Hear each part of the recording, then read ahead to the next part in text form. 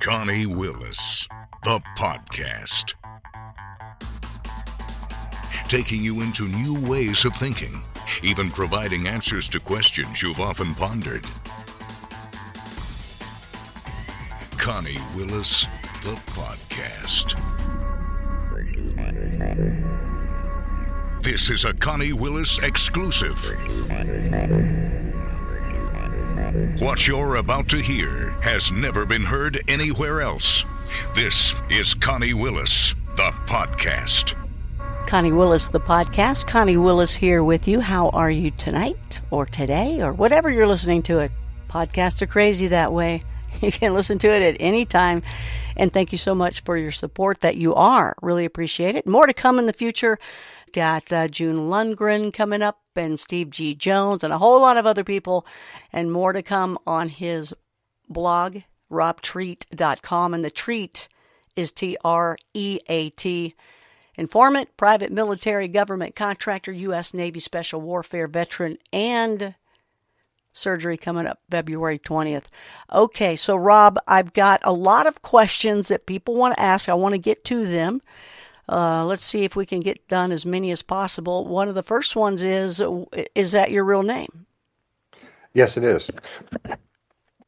Okay, short and sweet. Thank you very much. I like that. That's what I asked for, and I got it. Phase 2, the questions here, our series. Okay, here's one of the questions that came to me. There's several from a Barbara.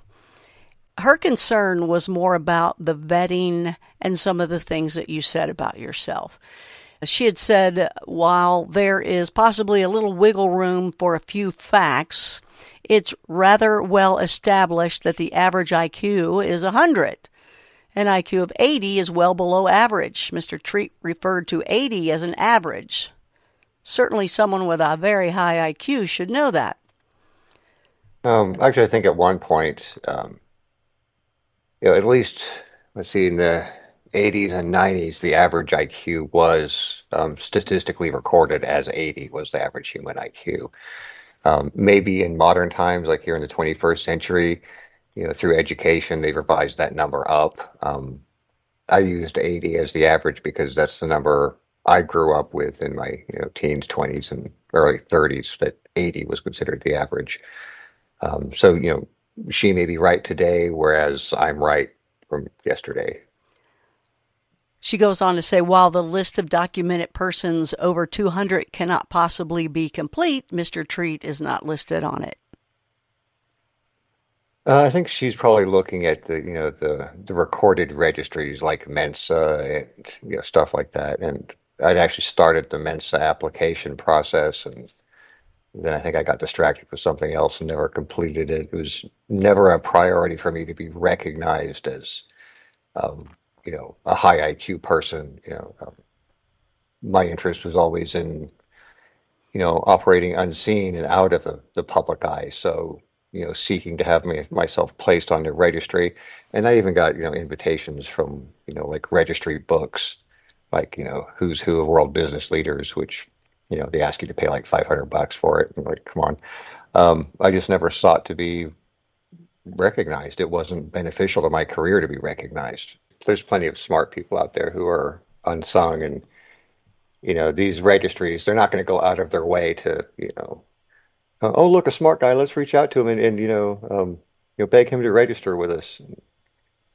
And I don't know about you, but when I was growing up, being a smart kid was like not a good thing. You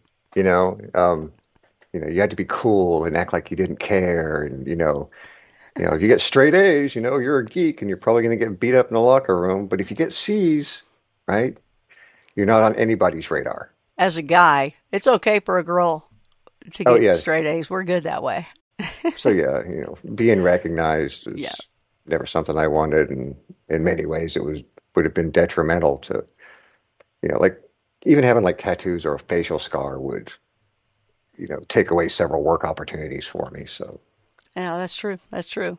So going back to Barbara, she says, okay, I glanced at his GoFundMe campaign, and then something jumped out to me, that his statement about food being an issue. Well, food pantries have helped many in the last several years with COVID, and how has he not found a way to access such?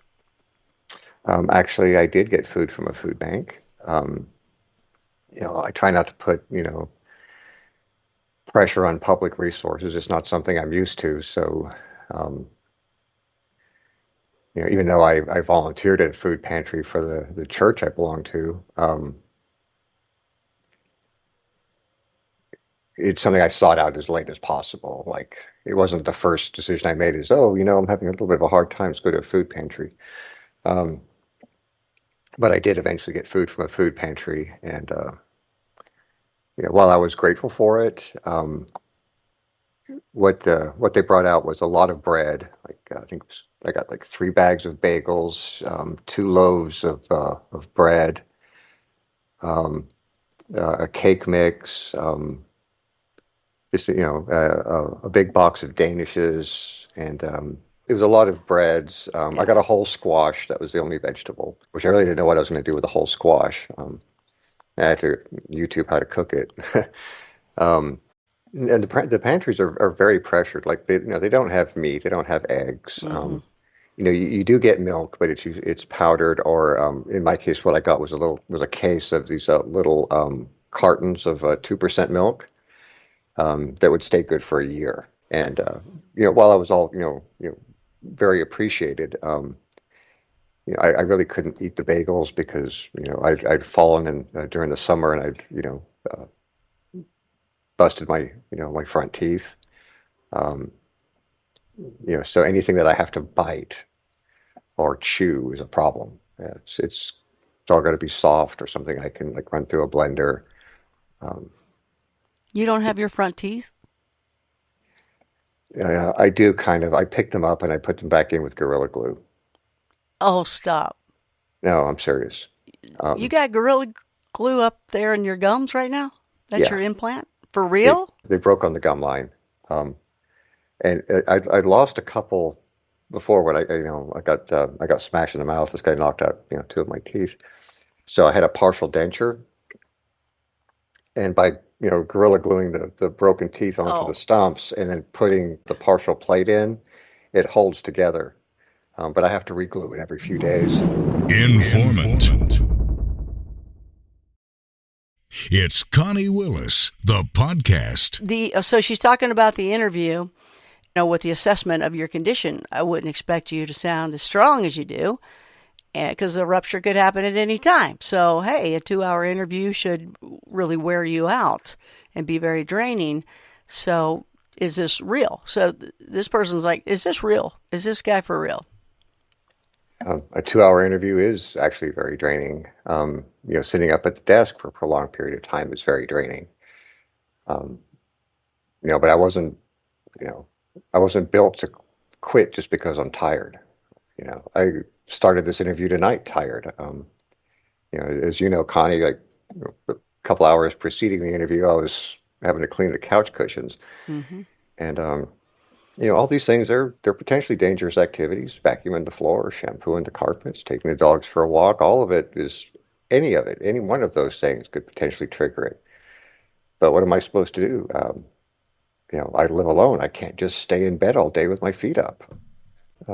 So I am tired after it. It does take a lot out of me. And just in the time we've been sitting here, my legs asleep. Part of my back is numb.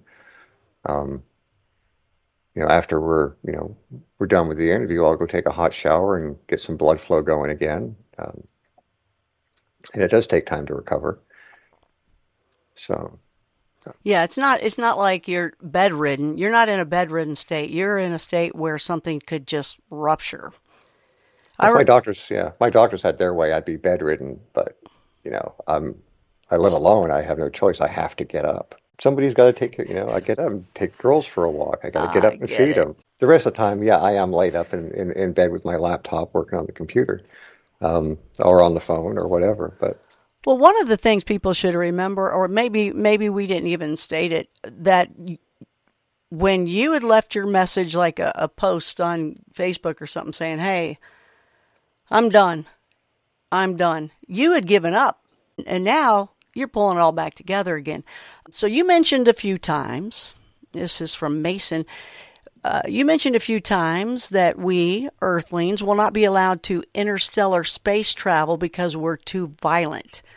While we are violent at times, it seems our capacity to do harm is nothing compared to many other races that already interstellar travel and do evil on our planet, and likely many others. We humans really don't seem like the bad guy in this scheme, relatively speaking. Question is, why are we the bad guys? We're not necessarily the bad guys, and we're not inherently the bad guys, but we are influenced by bad entities, both human and extraterrestrial. And yes, extraterrestrials do have capacity to be violent. They have capacity to do terrible things. One group embraces their higher nature, where that's just not in them anymore. I suppose if you pushed them hard enough, they would be. And then, like the Fallen and other races, they're more easily prone to violence. But it's the interstellar war that decimated so many planets that led to that policy of no more. He went on with another question, and it was that you mentioned Atlanta, specifically Buckhead, a few times. Yes. As a place that you spent a good amount of time, right, in your company days. Oh, he wants to know where the area was that you spent all your time. We would often start. One of the favorite places to start was it was called Belugas, and it was near Buckhead. And we would either meet up there and then go somewhere else afterwards, or we would meet up at Havana's Cigar Lounge. One of the houses, in fact, many of the houses in the Buckhead area were, if he's familiar with a place called Goldfingers, Goldfingers was actually the first party I ever attended. They'd rented out Goldfingers, which is a house.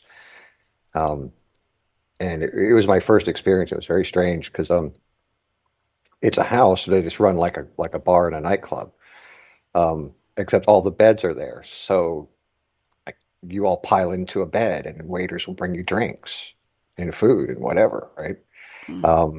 Same thing out by the pool, and so as many of the houses in around that little area where Goldfingers and Havana's is.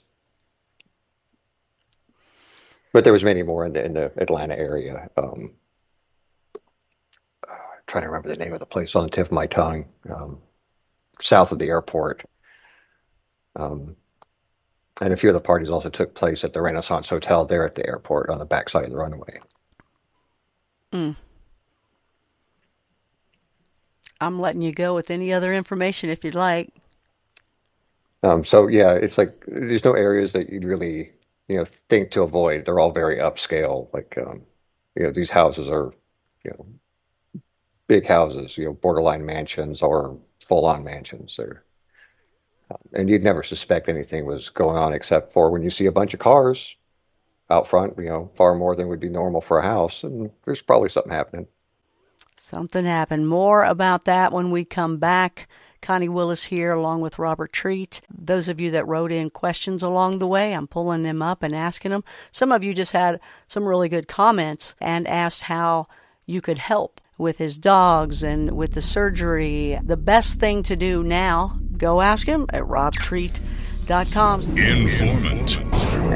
What you just heard has never been heard anywhere else. This is Connie Willis, the podcast. Informant. Learn more about Connie, her guests, and be sure to join her private membership shows, Blue Rock Talk and Connie After Dark, at ConnieWillis.com. Whistleblower.